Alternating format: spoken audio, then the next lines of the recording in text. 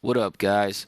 So, last night was the Video Game Awards, and as we all know, the Video Game Awards are where you get to see a lot of reveals, a lot of announcements, and a lot of news and happenings in the gaming industry. So, I figure I'd go over some of that, some of the highlights, some of the things that interested me, and I would share that with y'all so that you didn't have to sit through the 3 hour stream and try to pick out what was good. If you like what I do, subscribe, leave a like. If not, don't. But anyway, let's get into it. Alright, so first up, we got this game called Decrepit. It looks like your typical old school dungeon crawler, a little more akin to something like King's Field or those kind of games, but obviously modernized. You can see here we got modern visuals, modern combat, modern everything. So it's just kind of the same style of game but updated. Definitely something to look out for. I might try picking this up myself.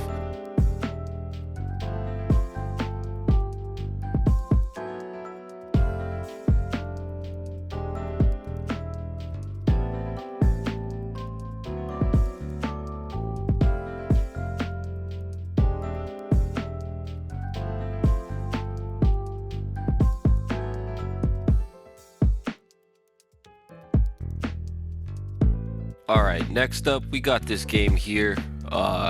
Looks like an action platformer with a little bit of a mature kind of kick to it. It's called Bradley the Badger. The mechanic in this game looks like you're actually playing around with the actual assets and things in the game. It kind of breaks the fourth wall in the sense that it is the character is aware that he's in a video game and he's playing with the different developmental parts. Like you can see in the one shot here that there's no textures on the church, so it's kind of like a play on that. It's supposed to be kind of comedic and lighthearted, but also got a little bit of a mature tone. They say if you like Conker's Bad Fur Day and Banjo-Kazooie, those style games, that you'll be right at home with this. So definitely something to kind of look out for. The way that they're doing parodies of the different game worlds and universes seems kind of interesting, so another one that I definitely check out.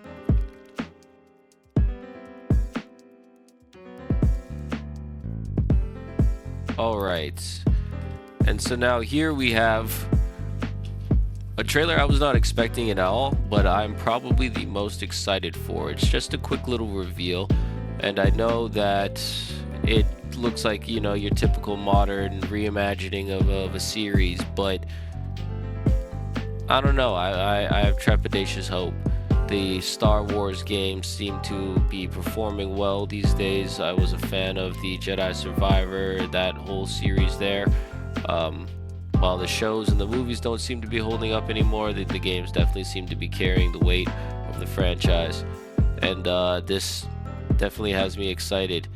The game is going to be Star Wars Fate of the Old Republic, which means that they are returning to the Old Republic setting. I was a huge fan of Knights of the Old Republic. I played 1 and 2 a lot as a child. Casey Hudson's returning, and he is the director for the older games. He's returning for the newer game, so I'm excited to see what they have in store. Definitely keep an eye out on that one.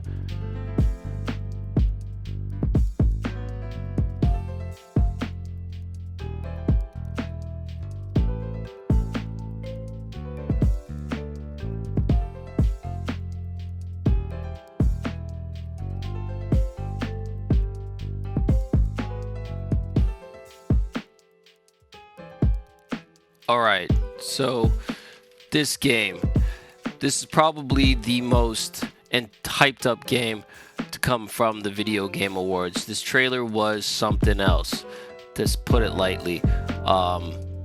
This is a game coming from Larian Studios. It looks like their next Divinity game. The title of the game is called Divinity, so whether or not it's a sequel on Divinity 2 or if it's going to be something entirely new, who knows. But it definitely looks to be very, very dark, a lot darker than the first 2 games for sure. And from what they've been saying, it's going to be a lot bigger than Baldur's Gate 3 as well. So I think that it is definitely something to keep an eye on. I know they blew us away with Baldur's Gate. I had a lot of fun playing that game myself. I like to play D&D. I have a little group that we get together every now and again, and so it's a great way to kind of have that same experience without having to leave the house, essentially.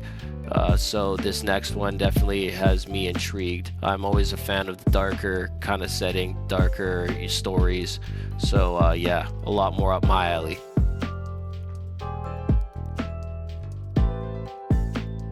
Another big moment in the Video Game Awards was the trailer for Resident Evil 9.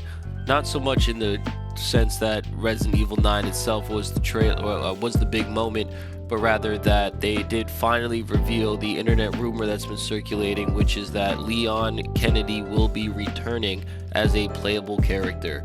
This means that we will be getting visceral action combat in the game. It won't just be strictly a more modern survival horror experience, kind of like the 7 and 8 were.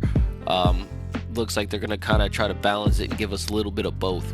So you'll be doing the actually sections from Resident Evil 4, but now it'll be like half the game. But yeah, no, this kind of is good news for me. I was always a huge fan of Resident Evil 4. It was the first game I ever 100%ed, and this definitely has me a lot more excited for Resident Evil 9. I actually didn't like 7 or 8. I played maybe 15 minutes of 7. I played through till the castle in 8, and kind of put it down. I just wasn't a huge fan. But with this one having the third-person camera perspective already baked in, so you can already switch to it, and then also adding Leon as a playable character, I'm probably going to be playing this one day one. So keep an eye out for that. And so now here we got the trailer for Exodus. It kind of looks like the spiritual successor to Mass Effect. From what I'm to understand, a bunch of the developers from BioWare that were the creators of the Mass Effect series kind of left and made their own studio, and this is like their Mass Effect.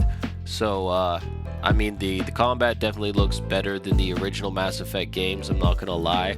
I was actually a fan of the Andromeda combat. I thought it was a lot more fleshed out and just modern and better. I know that game has its own problems. The facial animations, the bland story, the fact that you're in a new galaxy and you're seeing the same aliens. Trust me, I understand, but I did enjoy the combat and the leveling up and skill tree in that one a lot more. So it looks like they've kind of got a better universe going, more uniqueness, different things to do, but kind of with that modern Mass Effect kind of combat. So yeah, no, I'm definitely gonna check that one out when it comes out. Alright, next on the docket we got the sequel for Control. If you don't know what Control is, Control was a 2019 action-adventure game developed by Remedy Entertainment. They are the ones behind Alan Wake and Max Payne. This game also shares the same universe as Alan Wake as well. In the first one, you were this female, I forget her name, but she shows up at the Federal Bureau of Control, I guess, if I'm not mistaken, that's what the name is. But anyway, she becomes the director, and there's a whole game going through trying to take out the Hiss, which is this weird, like, supernatural cosmic horror thing that is affecting the entire building, and they're trying to contain it. And your job is to try to get rid of it. And the sequel, from what it looks like, the Hiss has now escaped the Bureau of Control and is wreaking havoc throughout New York, which is very interesting. So definitely has me intrigued. I'm gonna keep an eye on that one as well. The main thing with this is it seems to be that you are now taking the role of her brother. From what I understand, I never actually finished it. I got to the final boss fight but didn't finish it, and this one seems to have more of a melee focus as opposed to ranged weapons. It seems like you're kind of doing the same idea of manufacturing stuff, or it just kind of forms itself, but it's with a melee weapon instead of a gun. So yeah, could be definitely cool. Alright, now here we got the Street Fighter movie. I mean, up until this point, it had kind of just been articles on the internet. talking about who's gonna play who, that sort of thing. Movie greenlit, you know. But now we're actually getting a true, genuine look at the movie, and I can tell you right now that it looks like it's gonna be a lot of dumb fun. You got Andrew Schultz as Dan. You got Eric Andre in the movie. We got Cody Rhodes playing Guile. It looks like it's gonna be outrageous. I just wonder if the cocaine budget is as much as it was in the 80s, because they're gonna need it. All right. All right. So this one was kind of interesting. I found it weird. They announced a new game for 2027, and then they came back and they announced a remake that's going to get released in 2026 for Tomb Raider. They're remaking essentially the first Tomb Raider game, and that one's going to be coming out in next year. And then after that, we're going to have a brand new game coming out in 2027. I think it looks promising. It definitely doesn't look, bad. I mean, the typical original or Tomb Raider game was more of like a puzzle exploration game. It looks like they're definitely going with that. I mean, it's just a remake, right? So it'd be kind of weird if they didn't remake it faithfully. But yeah, no, she's back in her original outfit, original proportions, more or less. And yeah, no, looks like a return to form, if you will. So we'll definitely keep an eye on that. Maybe check it out. Now, I'll be the first to tell you, I'm not one for cozy games. I'm typically not that guy. But this game from Kepler, that's a Switch 2 exclusive nonetheless. So I also don't know why I'm covering it, because I don't plan on getting a Switch 2. But I might end up doing it for the Dustbloods though. Who knows? But anyway, this game looks really cool. The animation style is awesome. It's like that older school, like late 80s, kind of early 90s animation style, but it's like a video game.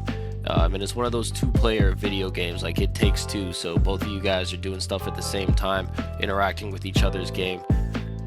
And the art style alone has me interested and kind of wishing I could play it. So yeah, definitely check this one out, Orbitals. Alright, so I don't know how y'all are feeling about Lords of the Fallen. I'm talking about the 2023 one. I actually really enjoyed it. I was super hyped for the game when it came out. Was it the most perfect game in the world? No, by far it was not. But I definitely respect the effort that they put into it. I respect what they tried to do, and I fully enjoyed the game. I bought a copy for me and for my brother, and tried to play through it with him as much as possible. That was one of the biggest drawing points to me, was the full co-op, not just the like when you're in a boss area kind of co-op that FromSoft has. And so yeah, no, I also respect the fact that they've been putting in mad amounts of work post launch to support that game and improve it. Over 70 different updates to try to adjust and improve things and give the fans what they've been asking for. And the sequel here looks like they've taken all of that in stride and put it all into their next game, and this game looks significantly more improved. We're finally getting the gameplay look, and holy am I impressed. I mean, is there a potential that there could still be some issues? Yes, but it looks like every little bit of criticism they've taken constructively, and they haven't gotten offended, and they've gotten down to the nitty-gritty and really tried to make improvements, and you gotta respect that. So I'm definitely gonna be picking up Lords of the Fallen 2 on day one. Alright, quick honorable mention. I know that Diablo 4 is not the greatest game, doesn't have the best reputation. I myself played it and put it down because I got pretty bored pretty quick, but you always got to give it up to Blizzard. They know how to make a good trailer or CG movie experience. They always hit, and the new expansion for Diablo is no exception. That the game could be trash, but the trailer is magnificent, so definitely just check it out. Enjoy the visuals at the very least. See, now this game actually interested me a lot. It's just a reveal trailer and you don't really get much, but from what it looks almost like a more serious, kind of grounded Yakuza style game, and it gives me a lot of like Sleeping Dog vibes. I really hope that this is like an open world kind of exploration game in that style, in that vein, it would be really awesome to get a true competitor to GTA, not just in the open world kind of dynamic sense, but also in a more grounded kind of look at the underground of, you know, the world, the kind of crime life side. So I definitely am interested in this. I didn't even know it was coming out, but now it has me intrigued for sure. Alright, so I found this one a little bit funny, just because from what I understand, this guy's been in a little bit of controversy lately, but I guess that it isn't enough controversy to not have him be a part of a video game. But yeah, no, they had David Harbour out here announcing Total War Warhammer 40k, which, to be honest, that has me extremely excited. Huge fan of the Warhammer 40k verse. I love Space Marine 2. I'm super excited for Dawn of War 4. And now this has me extremely excited as well. Total War in the Warhammer 40k universe. This is going to be freaking awesome.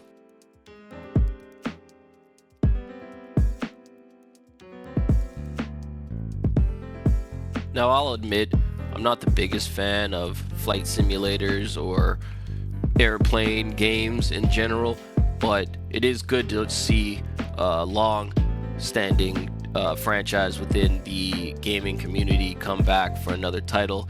And so here we have it, Ace Combat 8.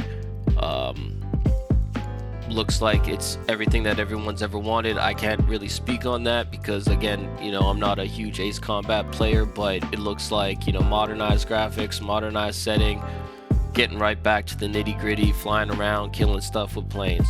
So shout out to them. Happy to have another one back. Alright, so here we got a trailer for Phantom Blade Zero. This game has been long awaited. There's been other gameplay trailers, reveals. This isn't the first time this game is getting revealed, but what we did get is an actual release date. And the game is a lot further away than I thought it was.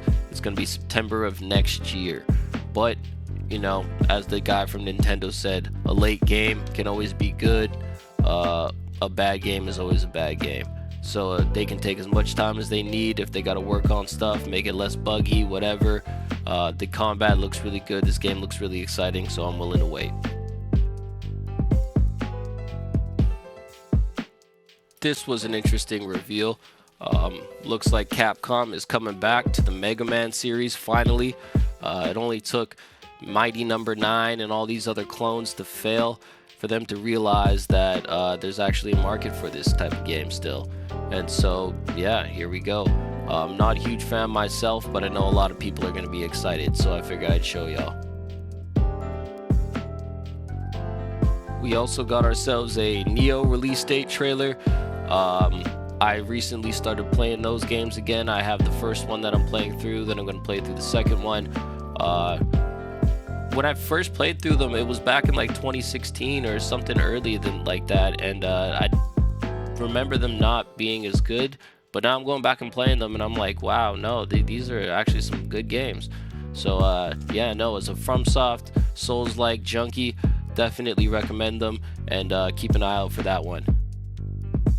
Alright, now that's pretty much it. I know there's a lot of games that I didn't cover. I didn't cover that giant world premiere of High Guard.